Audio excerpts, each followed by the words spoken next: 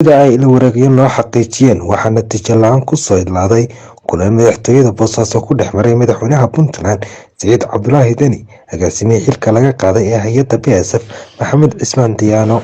Kulankan oo kii u horeeyay ee dhex maray madaxweyne Deni iyo Maxamed Cismaan Diyaano ayaa labada dhinacba diiradda ku saareen xalka gaarista khilaafkii gacanka hadalka isku bedelay ee ka dhalatay xilka qaadistii uu madaxweyne Deni ku sameeyay agaasimihii hay'adda BSF. madaxweynaha iyo agaasimaha waxaa kulanka ku heliyay isma uu hogaaminayay Boqor Burhaan Boqor Muuse. kulankooda waxay isku dhaafeen qodobo markii horeba xal loo waayay oo ay ka mid yihiin aqbalaadda xilka qaadista agaasimaha iyo sida looga yeelayo hay'adda BSF kadib bixitaankii iyo qodobada kale sida aan ka soo xiganay ila wareegyo lagu kalsoonaan karo.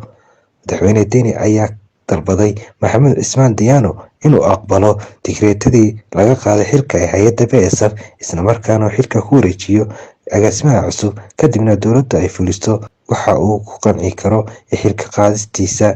si kastaba ha ahaatee agaasime Maxamed Cismaan Diyaano ayaa la sheegay inuu diiday ka muujiyay dalabka madaxweynaha wuxuuna ka codsaday in dowladdu fuliso go-aankii u dambeeyay ismada in loo daayo maamulka agaasinka BSF kadibna laga heshiiyo qodobada kale ee xalka u baahan.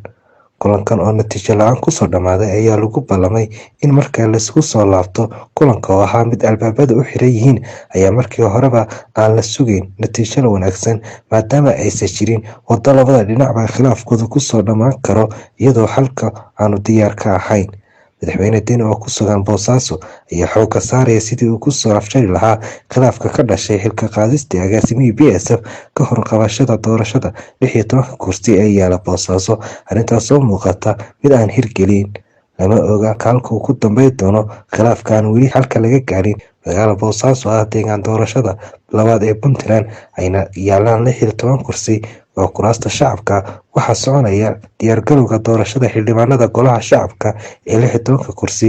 guddida maamulka doorashada ayaa xoogga saaraya sidii waqti cayiman loogu soo afjari lahaa doorashada inkastoo ay jiraan cabasho ballaaran oo dhinacyada musharaxiinta iyo qabaa'ilada qaar ka muujinayaan hanaanka ay wax u socdaan.